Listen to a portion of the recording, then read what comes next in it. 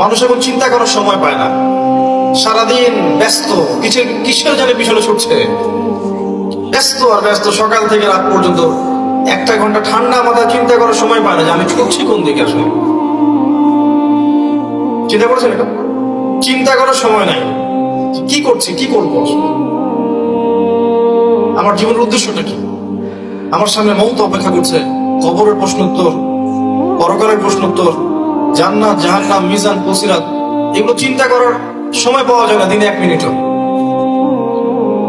লাশ যাচ্ছে, জানাজার লাশ যাচ্ছে, লাশ দেখেও শিক্ষা নিবে না মানুষের। লাশ যাবে, লাশের পিছনে দেখবেন হাসতে হাসতে গল্প করতে করতে যাচ্ছে। তো ব্যবসার কি খবর? হ্যাঁ ভালো চলতেছে। তোর কি খবর? ভালো চলতেছে। লাশের পিছনে যাচ্ছে।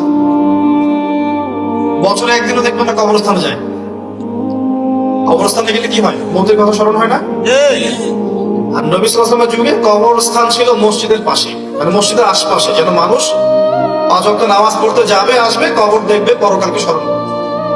এখন একটা সভ্যতা এসেছে, এই সভ্যতা দেখবেন কবরস্থানকে সমাজ থেকে দূরে সরিয়ে দিয়েছে, যাতে আপনি বছরে একদিনও যাবেন না কবরস্থান। আপনি মারা গেলে কবরস্থানে যাবেন, তার আগে যাবেন না।